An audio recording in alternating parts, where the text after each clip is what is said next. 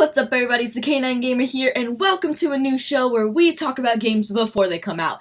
It's obviously not named yet because I'm not very creative right now, and anyway, yeah, I couldn't figure out what to call this thing. But besides the point, we are here to talk about a game, get all hype, get all theorizing right before it comes out, and then get on that hype train, and we go... Where was I going with that analogy? What do trains do? Ride on the tracks? Yeah, let's go with that one. Today we are talking about Fire Emblem Fates.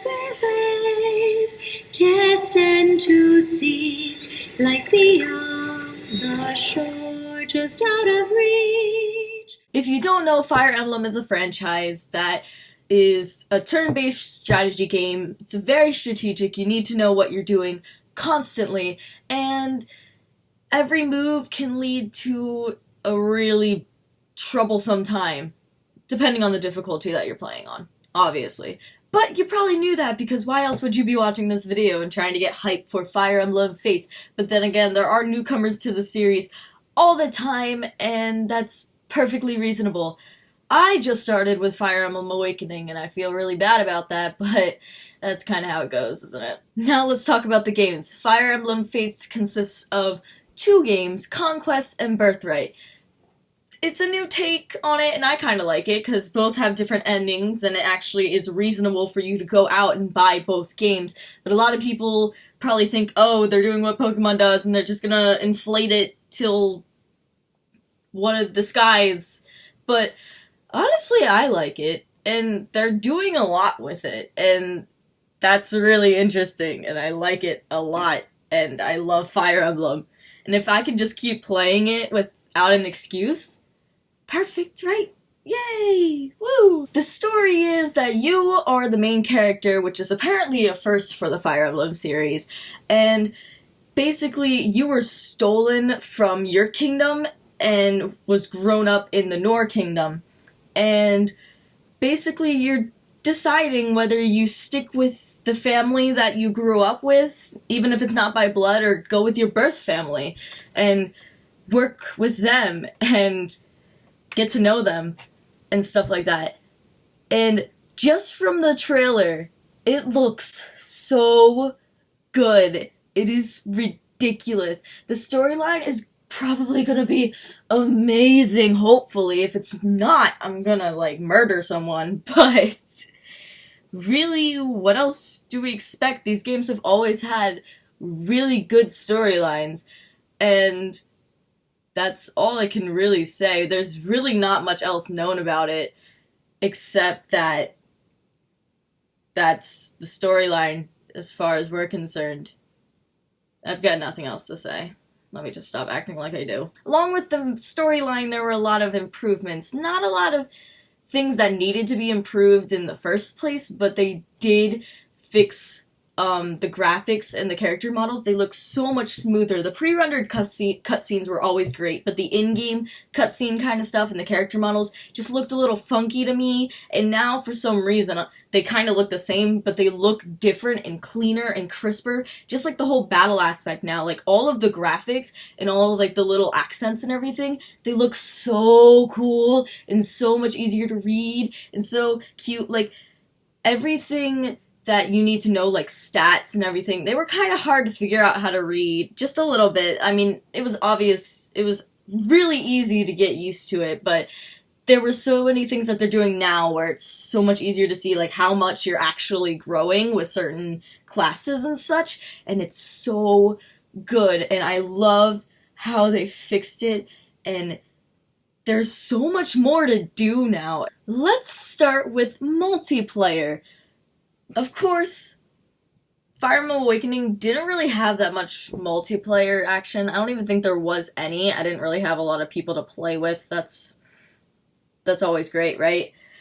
But we can play against friends or just random people online and actually fight them and actually test your strength and see if you're actually good at these strategy games. And, figure out how to do these new strategies. I mean, it's not against AI'd opponents that are always really, really dumb now. It's against real people thinking of real strategies at real time, and it's so cool. I mean, I've always kind of wanted that. Like, if my friend had the game, I wanted to go and beat them at it, but it's not really something that you can really do.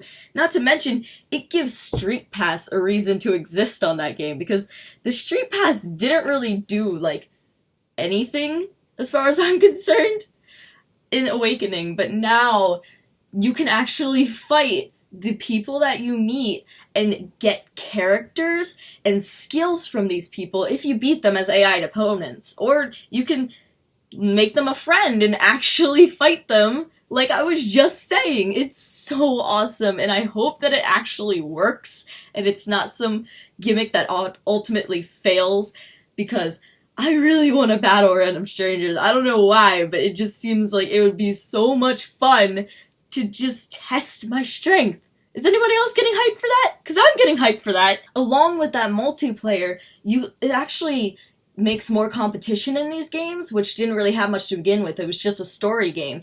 But now it actually has a competition factor to it. And it also gives players more after game. Because once you beat the game and get to the final cutscene, it's pretty much done. And yeah, they have it is 2 games now with 2 different stories, so now you have to go to the next game and find the next ending, and Revelations is coming out, we'll get to that, but really, it gives you a lot more to do. You can actually keep fighting and just go and see how other people are doing, and, it makes friends. I won't be doing that, but I'll fight. That's how you do it. There's also some new mechanics that are coming with it that are actually really good for really casual players and people just picking up the series. It's the Phoenix setting, where basically characters that die in the match will kind of respawn after a set number of turns. So in casual, they'd come back after you finished a level. So you might be down to 2 characters at the end of that level, but now you come out and you still got your entire team and you just got to keep grinding and getting those levels up. And if you're playing classic mode where everybody just dies, if they die, well then you never get people back. But this one kind of makes it easier on younger players who aren't very strategic, and just regular people who aren't very strategic, letting characters die and then coming back, giving you more options. There's also gay marriage, homosexual marriage, which is actually a pretty cool feature because, we just got gay marriage legalized now, and now you can do it in the video game, which relationships is a very big part of. If you've played the game, you know that, and it's very crucial at this point to build up relationships. And now guys can be with guys, girls can be with girls, or still guys and girls, and weird half-breeds that are always around. That's kind of how it works at this point, right? There's also a weird thing going around about waifu petting, which is petting your wife's, like, Pokemon amiibo. I haven't been able to find any of this anywhere. It's not on the website. It's not on YouTube. There's nothing about it. It's just a bunch of people talking and about how America's gonna censor it, because obviously there's censorship. So I don't know, it seems kind of creepy, but it doesn't matter, does it? If you want to pet your wife. If not, don't do it. Okay? Another new kind of feature, I don't really know what to call it, is amiibos. Lucina, Marth, Ike, and Robin can all be playable characters in Fire Emblem Fates. If you have the amiibo, you can hook it up and put it in the DS, or however amiibos work. I don't even know exactly that entire feature. I can't really explain it right now.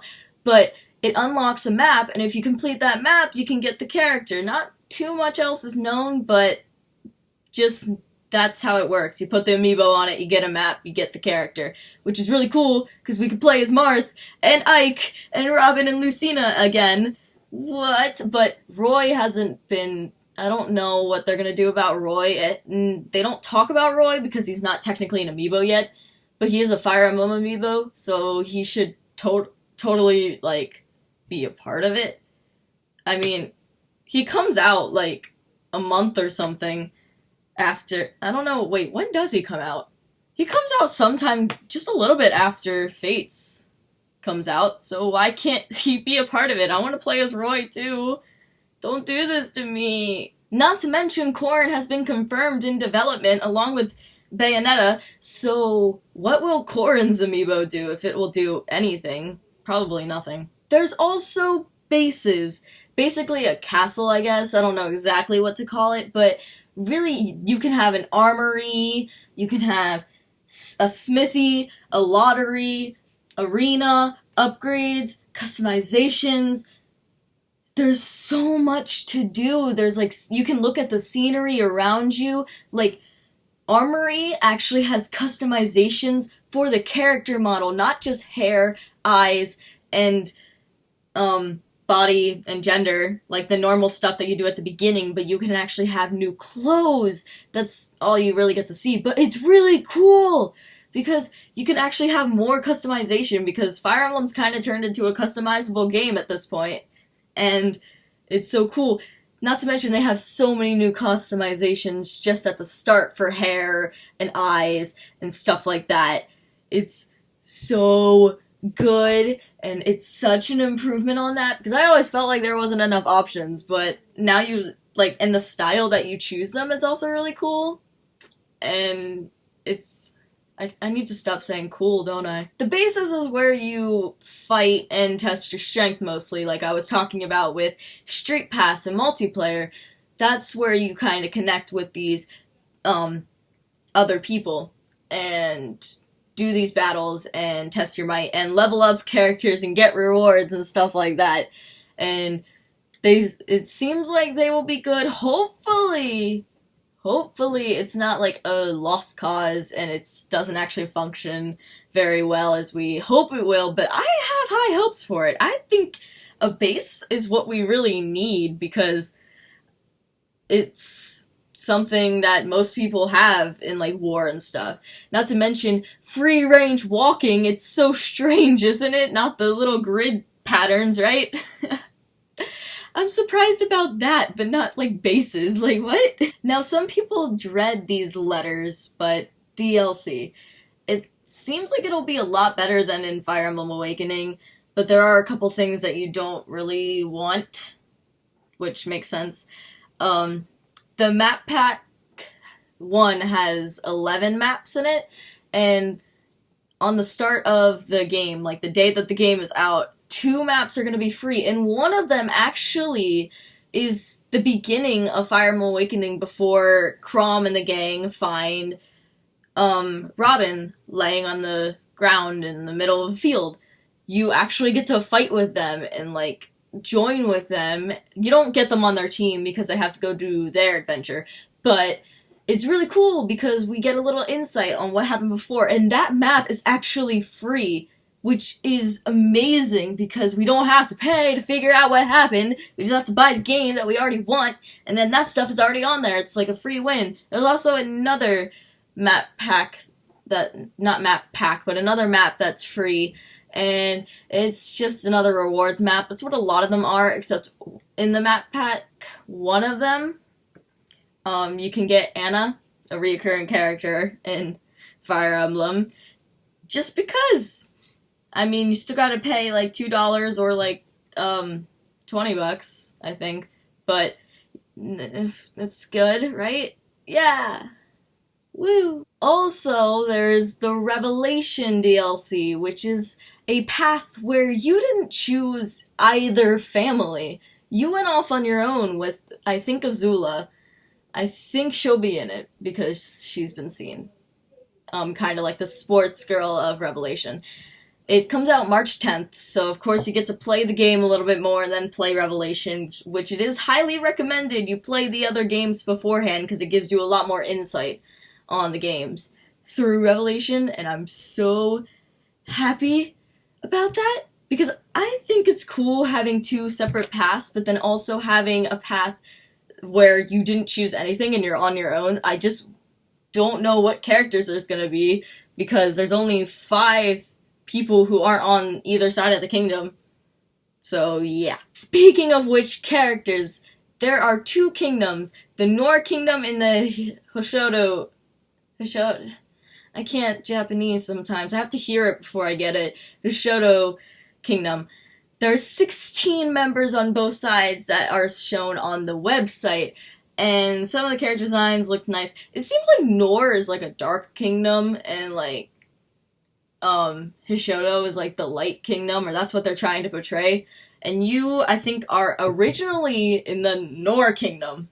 That's what I think. You're originally in the Nor Kingdom. So you're on the dark side and they want you to come to the light. I feel like that's the subliminal message that's going on in there.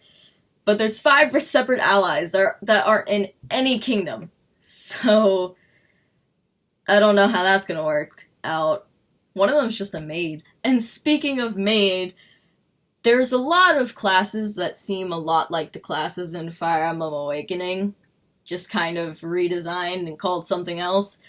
But, you know, it's a new game, I can understand, and plus its classes are kind of cooler. I think the maid serves more as the villager in the last game, because I have a feeling they're not going to be able to do much, but, you know, once you actually start leveling them up, they're going to be really good. There's the Maling. I hate these names sometimes. It's a dragon rider, and that will probably serve as the Weirvin riders of the last game.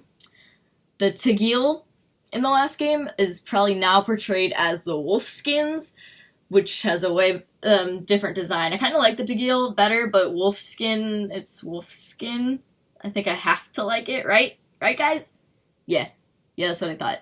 There's an adventurer class that is an archerer and can use staves, so probably more of the archer's side along with healer, which is probably really good, but we'll just have to see. There's ninjas, which I am hyped for, because who doesn't love ninjas, but I think they're replacing the assassin class, which I also like that too, and they had some really good skills. There's Oni Savage, which is a club wielder, so we have clubs now. There's a Shrine Maiden, which uses rods to heal, so I guess she's mostly just a healer. And there's the Diviner, which uses scrolls, which probably serves as a type of magic. But from what I've seen in some of the gameplay trailers that are shown, I think they summon more than just magic. So maybe magic's still in there, but who knows. Not really relevant to anything, but they do have a DS coming out, a special edition Fire Emblem Fates DS. It looks pretty cool, kind of bland just a little bit, and I can't find any good pictures to see the exact design. But it's probably going to come the day that these games are released, which is February 19th, and are probably not going to have the game with them, which is gonna suck. Because who wouldn't want the game with the DS and just buy it all at one time? But you're gonna do that anyway, but technically buy them separate, so yay. Now, as a kind of ending thought, we're going to theorize a little bit about some of the storyline. I think what happens is King Garon, the king of Nor, kills your father and steals you as a child. This scene right here where this guy's getting shot up and then King Garon steps down to look at you and says, "You are mine. You're my child now." Probably, you definitely got stolen as a kid. It's kind of what they're trying to imply in the trailer. At least that's what I think. I also think that Azula is going to be super, super important. She is seen so many times throughout the trailer. I thought she was like a god or something when I first saw it. Like she was a god and kind of like making everything happen in your storyline. And then at the end, this scene right here. Kill me if you want, but do it as yourself. When I first saw that scene, I thought that she was Corrin's mom, because the way that she wanted to see his or her face before she died, that's kind of what a mother would do. But it's kind of shown through screenshots and such that that's not true. Not to mention, if you are the son or daughter of the Hishodo kingdom and an actual noble, then you're technically the son or daughter of the queen, not, and it's been proven that Azula's not the queen. But, I was like, darn it, I thought she could have been it. But I think she's probably a long childhood friend or something that connects everybody. And she's probably gonna be, like, the cause of, like, the war or something. And if you kill her off, then one of the families will be happy. And that's what you have to do to win the war or whatever. And there'll probably be a choice to kill her or not. And I don't know if the plot will change because of it. It'll probably go either way, like, you'll try to kill her and then you'll be late, and then it'll, like, chicken out and say, no, I can't, and, crap like that. It always goes like that, right? Also, more about the main character, from what I see in the trailers, is that Korn uses a dragon stone, which is what Naui and her daughter Na used in Fire Emblem Awakening as Manectique, and they were dragons. A lot different kinds of dragons than what Korn changes into, but basically, I think Korn's gonna be the new, dragon character. I'm not sure if there will be another dragon or if it'll just be Korn. I hope it's just Korn, because I think that'd be really cool, to just have, to be, like, that special on top of all of this kingdom madness. But that's just me personally. Not to mention, I'm hyped for Korn, who may or may not have come out already, for Smash Brothers, because that's gonna be awesome. Let's turn into a dragon there! Yay! The dragon design looks so cool. So cool. It's like a different take on dragons. I want to know who came up with that concept, like, the design for Korn in dragon form and out, because both of the designs are beautiful. Oh my god. Thank you! You did it so well! Anyway, that was whatever the show is called. Help me figure it out in the comments. And basically, I want to keep this going. I have a lot more games that I want to talk about. And this is all I could think about talking about for this. I basically scrolled through the entire website 5 times just thinking about everything I was going to say. And then I recorded and watched every trailer. And I'm really hyped for this game, if you cannot tell. And I hope you guys are too. So Instagram and Twitter are in the description if you want to follow me, because why not? You should subscribe and join the pack, but I'm not going to hold you against the screen and tell you to click. And like or dislike, I really don't care, and I think that's it. K9 out! Oh!